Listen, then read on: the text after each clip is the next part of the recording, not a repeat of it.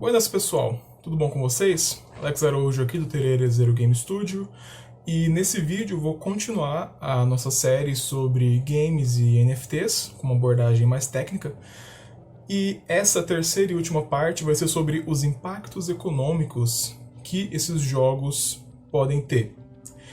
Vai ser um vídeo muito mais longo do que os demais, então eu vou deixar a minutagem aí embaixo num comentário fixado.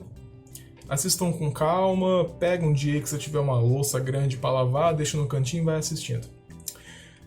Bom, vamos ao prosseguimento. Ganhar dinheiro com jogos não é uma novidade. Isso sempre ocorreu nos MMOs como Ragnarok, Mu, que mais? RuneScape, Tibia, isso sempre foi uma prática corriqueira, só que antigamente ela era muito mal vista pelas empresas desenvolvedoras e gerava punições dentro do jogo, suspensões, até banimentos de conta.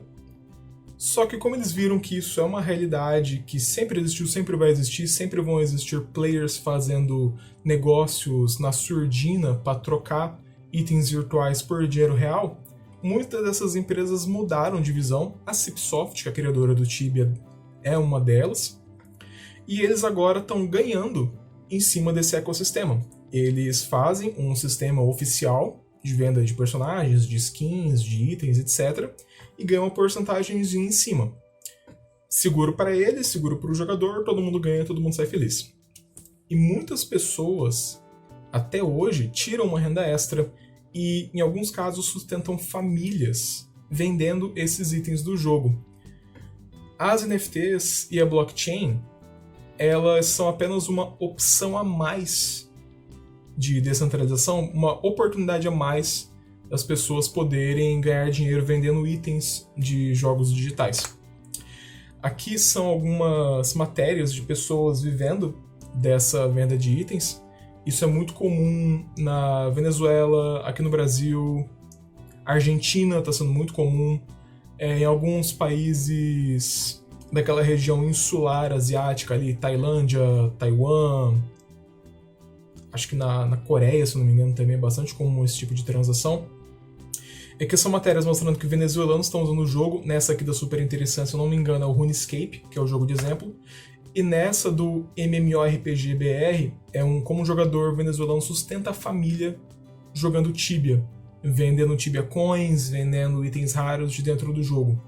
E principalmente em países que estão em graves crises econômicas, como aqui na América do Sul a gente tem a Argentina e a Venezuela, esse comportamento de pessoas ganhando dinheiro com itens virtuais e jogos é uma parada que tá salvando muita gente da fome, tá salvando muita gente da miséria, cara. Tá salvando a vida de muita gente. E bom, vamos deixar uma coisa bem clara aqui. Jogos, eles não precisam dar dinheiro para fazer sucesso. Nenhum jogo precisa dar dinheiro ao jogador. O principal motivo de um jogo existir é ele promover entretenimento, promover escapismo para o jogador. O fato do jogador poder ganhar dinheiro com esse jogo, seja por um sistema de apostas, seja por venda de skins, seja por um coaching, tipo, isso é muito comum em League of Legends, muito comum em como é que é o nome? Dota, onde você tem coaches de pessoas que ajudam outras a como melhorar, como andar de forma mais otimizada no mapa, usar X personagem de X maneira, enfim. O ganho financeiro com o jogo deve ser sempre opcional, jamais deve ser o principal atrativo do jogo, porque senão você começa a atrair a audiência errada para dentro do seu jogo, você começa a cultivar a comunidade errada no seu jogo. E isso eu já vou mostrar para vocês as consequências disso. Bom, games NFT já iniciaram envoltos de polêmica e má fama. Por ser uma tecnologia nova e disruptiva, os NFTs e jogos que implementavam NFTs, eles começaram a atrair diversos especuladores e diversos investidores atraídos pela pura novidade. E com isso, começaram a atrair muitos picaretas, muitos golpistas. E os jogos de NFT, infelizmente, levaram a fama de serem pirâmides financeiras por conta desses golpistas que surfaram nesse hype de popularidade das NFTs. Isso somando ao sentimento de ganância desses especuladores, desses investidores, e também a falta de conhecimento de muitas pessoas sobre como que esse mercado funciona, como é que funciona a tecnologia blockchain, como é que funciona a criptoeconomia no geral, essas pessoas resolveram entrar nos jogos NFTs como uma forma de ganhar dinheiro fácil. E esses fenômenos especulativos, eles não são novidade na história humana. A gente teve ali a bolha das tulipas, a gente teve a crise imobiliária de 2008, onde os imóveis eram vendidos sempre a valores maiores, as pessoas pegavam hipotecas e financiavam, enfim. Em 2008 isso quebrou banco, levou os Estados Unidos e o mundo a uma grande crise financeira, muita gente perdeu empresa, perdeu casa, enfim. No começo dos anos 2000 a gente teve também a bolha.com, onde qualquer um que tinha uma ideiazinha mínima inovadora criava um site na internet e abria uma oferta de ações e juntava um dinheiro do cacete, e as pessoas que investiam achavam que iam ficar milionárias, porque a internet no comecinho dos anos 2000, final dos anos 90 era uma novidade, não era todo mundo que tinha acesso. Então teve também uma bolha com esses novos negócios da internet. E em 2020 e 2021 tivemos a bolha das DeFis. DeFi, para quem não sabe, é o acrônimo para Finanças Descentralizadas em inglês. E é o que? São soluções, são organizações autônomas descentralizadas que funcionam na blockchain, uma subcamada, digamos assim, né, grosso modo, onde você pode tomar empréstimo, onde você pode emprestar dinheiro, onde você pode deixar o dinheiro rendendo juros compostos. Então são plataformas de soluções financeiras descentralizadas. Alguns projetos deram certo, outros deram errado, outros deram golpe, então teve toda uma bolha especulativa em 2020 e 2021 com as DeFis. Com os games NFTs, isso não está sendo diferente, está acontecendo agora. Na maioria desses jogos, era necessário comprar previamente o NFT para se poder jogar, e os jogadores com esses NFTs executavam alguma atividade simples, geralmente o clicar de alguns botões, e eram recompensados com tokens internos desse jogo. Esses tokens o jogador poderia vender e trocar por dólares, e assim lucrar jogando. Porém, alguns desses projetos nenhum jogo tinha feito. Alguns ficaram apenas nas promessas e os desenvolvedores fugiram com o dinheiro. Diversos desses projetos a gente não pode nem chamar de jogo, porque não implementa nada, cara. Apenas uns 2 cliques na tela, só porque tem um personagemzinho, alguma coisa desenhada, eles estão chamando de jogo. E muitos eram literalmente cópias descaradas uns dos outros. O grande atrativo desses projetos de jogos era puramente o ganho financeiro, e o ganho financeiro rápido. E dane-se o entretenimento, dane-se a qualidade, dane-se a jogabilidade, dane-se tudo. O importante é ganhar dinheiro. Qualquer idiota podia pegar um pacote de artes prontos, podia pegar um projetinho já pronto de algum jogo, sei lá, de plataforma, algum jogo de cartas, whatever, criar um token num gerador de meme coin, hospedar as imagens das NFTs no Image Check e referenciar o link dessas imagens no Image Check na OpenSea e vender a sua NFT por um alto preço, prometendo ganhos futuros. Isso foi a receita perfeita para o caos e para a falência de muitos projetos e de muitas pessoas. Um desses projetos foi o CryptoCity, que, na minha opinião, foi o mais belo exemplo de cagada nesse universo. Foi o scam, assim, enormes proporções, vocês vão ver aqui. O que era o CryptoCity? O CryptoCity era um projeto de metaverso que juntava 3 jogos de uma empresa, não sei agora se ela é de Singapura, Tailândia, mas daqueles cantos lá do mundo, que eram o CryptoCars, CryptoPlanes e CryptoGuards. Esses 3 projetos ferraram com muita gente porque os desenvolvedores simplesmente cataram a liquidez do projeto, venderam os tokens que ele tinha, o valor das moedas caiu 99%, então faliu o mercado, pegaram o dinheiro e vazaram.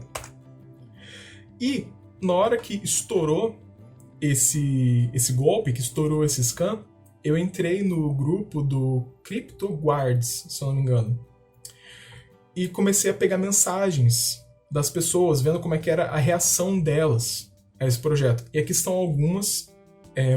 Quem quiser ver com mais detalhes, pausa o vídeo e lê as mensagens. Mas essas foram muitas que chamavam a atenção. Teve pessoas que tiveram prejuízos absurdos de milhares de reais. Tem um aqui, ó, que diz: perdi 97 mil com CryptoGuards. Outro diz 15 mil de prejuízo. Tem uma outra que é uma menina falando que perdeu mais de 40 mil e que vai vender nude para ver se recupera o prejuízo. E cara, essas pessoas que investiram nesse tipo de projeto são pessoas que não têm um mínimo de educação financeira, são pessoas que entraram puramente pela ganância, chegando a pegar empréstimos bancários para financiar o jogo, ter um retorno mais rápido, tirar o dinheiro e operar com os lucros. Iam muito na historinha de youtuber, iam muito na historinha de influenciador, dizendo que ganhou X mil reais com o jogo e só tomaram na cabeça. Tem um aqui, ó, que diz: fiz um empréstimo de 55 mil no nome da minha mãe, comprei tudo de CryptoCars e CryptoPlanes, pois me falaram que o projeto era sólido, aí ó, foi na cabeça dos outros. Não estou conseguindo logar, me falaram que fui escamado. O que é isso? Então, pô, a pessoa que não tinha nenhuma ideia de onde estava se metendo e botou 55 mil reais do próprio bolso. Pior, de empréstimo no nome da mãe. E esses dois aqui, se eu não me engano, é do grupo do CryptoPlanes. Eu não tive acesso àquele grupo, não consegui achar qual que é especificamente, mas eu peguei esse print de uma matéria de um site que cobre notícias sobre o universo de criptomoedas. E cara, teve gente que tava querendo se matar. Olha isso aqui, tem uma filha de 6 anos, numa bala 38 e já ia cantar na cabeça. Tem outra aqui que faliu a família. Ó, galera, por favor, eu moro de favor, tenho 3 filhos, não é brincadeira, provavelmente vou ter que morar na rua, fui à falência, perdi mais de 40 mil reais. Velho, me diz agora, o que dá na cabeça de um pai de família de arriscar a saúde financeira dele, da mulher e de 3 filhos, perder 40 mil reais se não é a pura ganância? E até mesmo youtuber grande saiu queimado nessa história. Esse é um print de um vídeo do Peter Jordan, que depois ele excluiu falando do CryptoCars. Ele dizia que ganhava 28 mil reais por mês com CryptoCars. Tudo bem que o Peter Jordan ele é um dinossauro já da internet, um dinossauro do YouTube. O cara ele sempre toma cuidado com o que ele fala, ele sempre diz que não é dica de investimento, ele não fala para as pessoas investirem. E mesmo ele tomando todos esses cuidados, pela influência, pelo nome que o Peter tem, com certeza muitas pessoas entraram nesses projetos pela divulgação que ele fez. Logo depois ele excluiu o vídeo, teve gente que começou a acusar ele de golpe, enfim, começaram a falar um monte de coisa dele. Então, pô, ver uma situação dessa ocorrer com o Peter, que, pô, um cara super gente boa, cara, tem canal ensinando você a como ganhar dinheiro com a internet, tipo, é tenso, velho, até pra ele se envolver nisso aí foi uma puta de uma queimada de filme pra imagem dele. E esses jogadores que entram nesses projetos, eles exibem claramente o comportamento de pessoas viciadas em apostas, viciadas em jogos de azar. Então essas pessoas que entram nesses projetos, elas não sabem a hora de parar. Enquanto o projeto está dando certo, tem pessoas entrando, tem gente comprando token, o preço do token está subindo, elas estão botando dinheiro dentro, estão reinvestindo o que elas ganharam de dentro do jogo, ali estão pegando dinheiro emprestado, e puramente movida pela ganância, pela vontade de ganhar dinheiro fácil. Nunca tá bom para elas, elas podem ter recuperado o investimento delas, mas elas sempre estão querendo mais. Sempre estão acreditando que o valor vai subir para sempre. E quando o valor do token cai, seja por qualquer N motivo, essas pessoas não têm o nível de racionalidade para saber quanto parar. Então elas estão perdendo dinheiro, elas continuam perdendo e começam a literalmente virarem torcedoras do projeto, achando que de uma hora para outra as ondas do mercado vão virar e elas vão voltar a ganhar com o token. E acabam falindo, como os exemplos que a gente viu agora dos prints dos jogadores do CryptoCity. Bom, saindo um pouco dessa área de projetos scans, etc., como é que é dado o valor de um NFT? Assim como todas as coisas que são vendidas, o valor é dado pelo mercado. ou seja, por quem tem interesse em comprar aquele produto. Então, por exemplo, eu posso pegar e vender uma garrafa d'água no farol, ali no sinal, num dia de calor.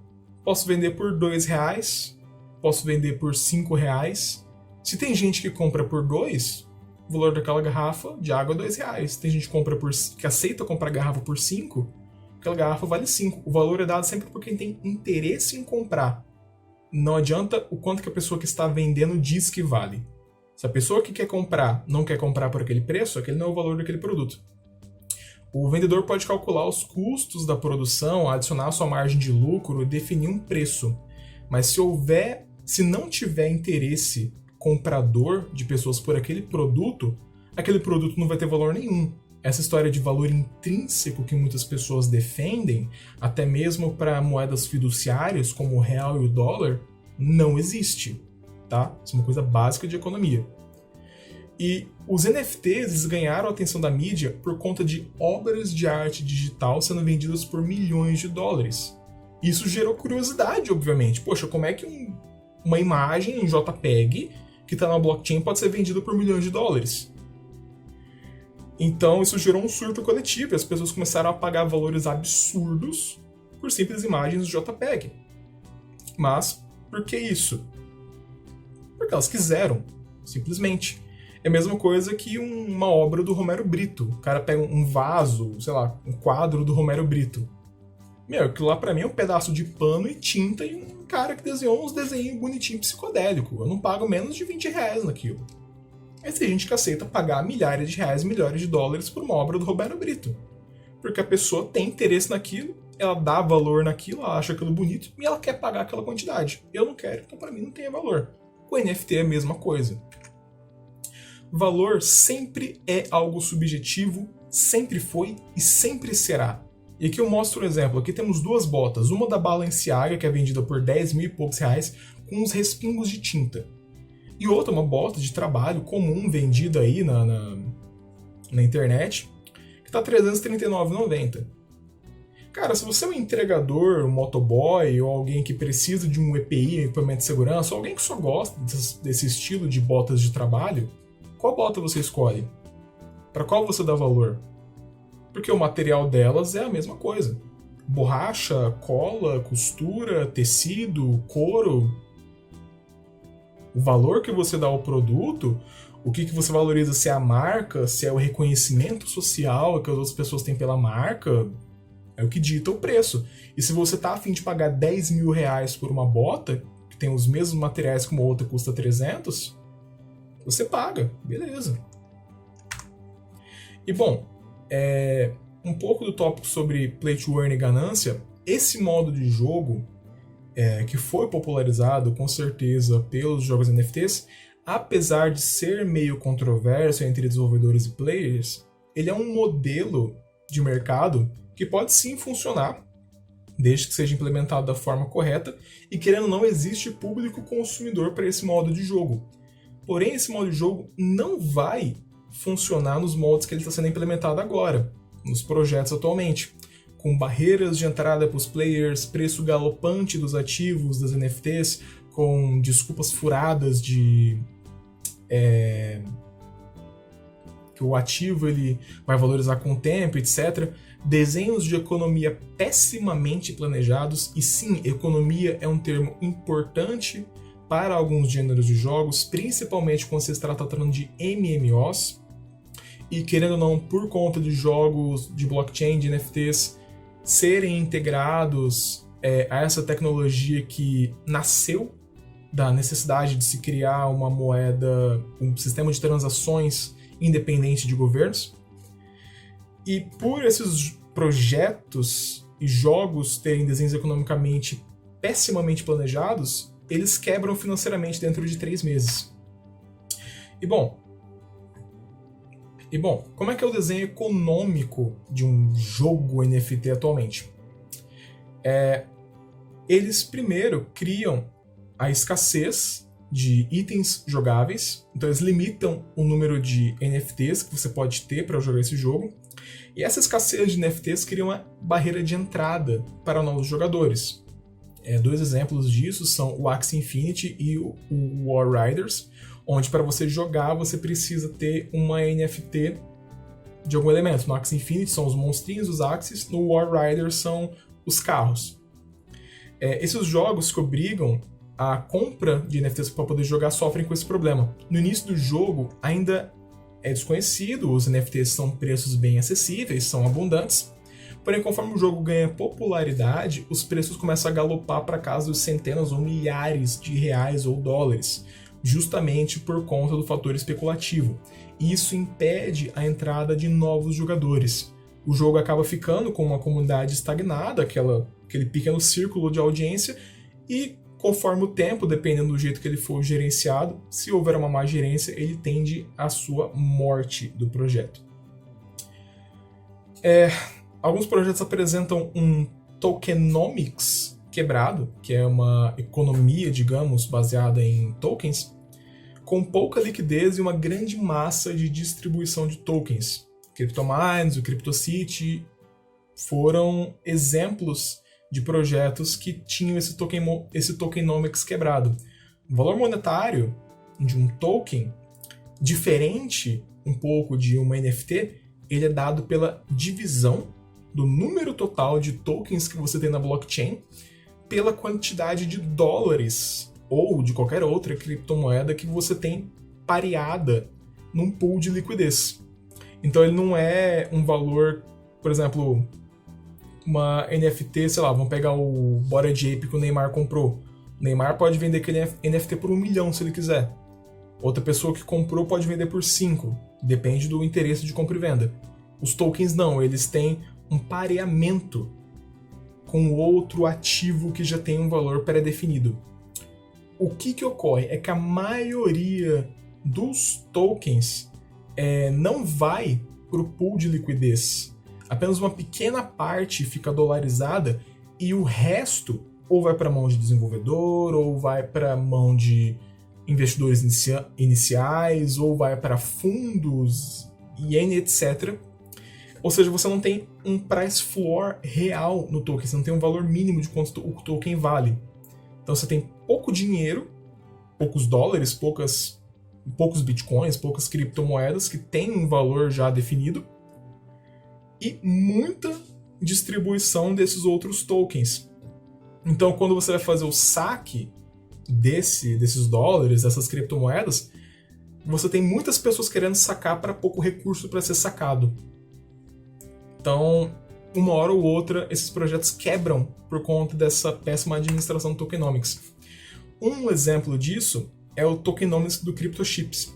Você vê aqui que dos 100% dos tokens que eles criaram, 43% eles separaram para distribuir para os jogadores, o Play to Earn. 12% foi para a carteira dos integrantes do time. 6% para marketing, 5% desenvolvimento de plataforma. Aí umas porcentagens, 8, 6 e 4, para investidores iniciais.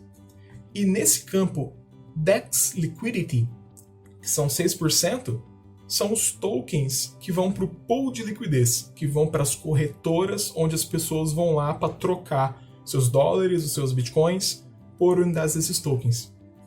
Então, o valor que você tem desse projeto é apenas 6% de tokens. Então, por exemplo, se o time, com seus 12% de tokens que eles têm na mão, quiser de uma hora para outra derrubar o projeto, onde tem os outros 43% do público geral, os 8% do público privado, esses outros menores aqui, se eles quiserem com esses 12% que eles têm na mão, comprar todos os tokens que eles têm na exchange descentralizada, eles compram, somem com o dinheiro e o token fica ali, perde completamente o valor. E muitas vezes é isso que ocorre nesses projetos de golpes, esses projetos que aplicam golpes nos jogadores. Eles drenam totalmente a liquidez desses pools de liquidez e deixam apenas tokens sem valor e sem utilidade nas mãos dos usuários. Esse aqui é um gráfico que eu peguei de um youtuber, o Johnny, do canal TechCoin, e ele faz análises de vários projetos, blockchain, jogos, etc. Esse é um gráfico que a comunidade deles fez sobre como é que é o ciclo de vida de um jogo NFT e eu achei bem interessante. Então vocês veem aqui, desde o começo da criação de um projeto, você tem os desenvolvedores como os primeiros detentores do token, depois para dar uma marketing, uma mídia, eles distribuem para streamers, aí para alguns vendedores privados, aí depois que eles liberam para venda pública, tem pessoas que têm bots de arbitragem, compram esses tokens, o preço dele começa a subir, o token começa a ganhar popularidade, as pessoas começam a comprar. Logo, quem comprou aqui no começo que o token estava baixo, começa a vender o token porque ele está no valor maior. Realiza o lucro, as pessoas começam a vender por desespero, tem uma hora que o token ele estabiliza um valor, aí ali algumas outras pessoas começam a comprar o token, outras começam a dizer, pô, comprei, investi, ele valorizou, já tirei o meu investimento inicial, o token começa a decolar de novo, a hora que ele chega no pico de valor, que acontece o fenômeno de FOMO, né, que é o Fear of Missing Out, o medo de ficar de fora desse fenômeno, e todos os jogos de NFT que colapsaram até hoje passaram por isso, e esse momento de FOMO é onde começa a todo mundo falar, onde streamer fala, onde youtuber fala, todo mundo começa a divulgar, mas na hora que ele chegou nesse pico de valor, as pessoas que compraram lá embaixo começam a realizar o lucro, começam a vender e o mercado começa a ir à bancarrota. Bancarrota, ela vai caindo. Quando ele chega num outro vale, os desenvolvedores tentam ainda fazer alguma coisinha para dar uma reavivada, ou então eles decidem matar o projeto, vendem todos os seus tokens, e daí ele começa a cair até falir pela totalidade o projeto. O token perde totalmente esse valor. Esse é o ciclo de vida de um jogo NFT atual e não é nada saudável. Geralmente isso aí dura de 1 mês, 2 meses, até 3 meses no máximo. E cara, não é essa forma que um jogo deve se comportar. Isso não é saudável, cara, pra ninguém. Nesses projetos, os desenvolvedores eles têm a possibilidade também de fazerem intervenções econômicas. Porém, como são feitos por desenvolvedores que não dedicam o mínimo de estudo para um básico de economia, essas intervenções econômicas que eles fazem acabam, obviamente, em cagadas. Então, o que muitas pessoas fazem para tentar tocar o projeto por um período mais estendido, para ele ganhar, digamos, uma certa notoriedade, um certo ar de responsabilidade. Eles travam a movimentação desses tokens para criar uma estabilidade artificial no preço. Então você compra o token, você fica durante um número X de dias com esse token travado e você não pode vender ele. Então isso gera uma pressão de compra e o valor do token ou ele tende a subir ou ele estagna num certo patamar e isso cria uma atmosfera de segurança para pessoas novas entrarem. Então é uma forma de manipulação de mercado, essa intervenção econômica. Mas assim que esse período de X dias acaba, a pessoa que comprou o token, ela ou segura por um tempo a mais, mas geralmente ela resolve vender. E na hora que começa a vender, como são várias pessoas ao mesmo tempo que compraram, você começa a ter uma grande pressão vendedora e o preço começa a cair. É que nem, por exemplo, quando estourou o escândalo do mensalão e as pessoas começaram a vender as ações da Petrobras. Ou quando teve a tragédia de Brumadinho, as pessoas começaram a vender as ações da Vale do Rio Doce loucamente. E essa grande pressão vendedora faz os preços desabarem e em alguns momentos pode ocorrer um colapso total do sistema do jogo, do sistema econômico. Os desenvolvedores também podem fazer intervenções nas taxas de saque ou taxas de transação do token. E muitos desenvolvedores inconsequentes mexem isso quando dá na telha. Isso causa sequestro do token, às vezes, porque eles podem colocar uma taxa muito alta para desincentivar os usuários a venderem os seus tokens. Então ele fica com um token travado ali. Ele fica com o dinheiro travado e ele não pode vender. Recentemente teve até um projeto brasileiro que fez isso, chamado Mafagafo, que tem muita gente grande, de calibre, envolvido nesse projeto. E geralmente isso faz com que o projeto morra em algum certo tempo. Bom, apesar de todos esses problemas, apesar de todas essas situações que eu mostrei para vocês, os jogos em blockchain estão apenas no início. Existe muito espaço para inovação ainda, tem muita oportunidade de lucro, e os projetos que fracassarem, eles estão mostrando padrões de mercado que não funcionam, estão pavimentando o caminho para que outros desenvolvedores criem outros projetos de sucessos que vão determinar os padrões desse novo setor da indústria de jogos. E como que a gente pode consertar esse mercado? Porque a gente viu que tem muito problema rolando, tem muita falcatrua, muitos maus comportamentos de desenvolvedores. E como é que a gente resolve isso? Bons desenvolvedores fazendo bons jogos, ouvindo ativamente, respeitando e cultivando comunidades saudáveis, expulsando do mercado com isso os maus desenvolvedores e os maus jogadores. Então, você que tem um cuidado na hora de você planejar o seu jogo, planejar a economia dele, na hora de você tratar a sua comunidade, você acaba afastando jogadores que chegam no seu jogo apenas pelo impulso de ganância, pelo impulso de ganhar uma grana extra. Eu trouxe aqui para vocês também alguns projetos brasileiros para a gente ficar de olho. São 3, o Tales of Shadowland, o Rio X e o Kakele. Dentre esses 3, eu acredito que o mais promissor seja o Tales of Shadowland, que inclusive é um projeto que o Rato Borrachudo está envolvido, ele é um dos fundadores do estúdio. Cara, eu tenho visto alguns vídeos dele falando sobre esse projeto e ele está 100% com a filosofia correta. Ele está criando um jogo que é divertido, é gratuito para se jogar, toda a monetização vai ser feita por itens cosméticos, e a pessoa tem a possibilidade de ganhar uma grana se ela quiser vendendo os NFTs de os itens.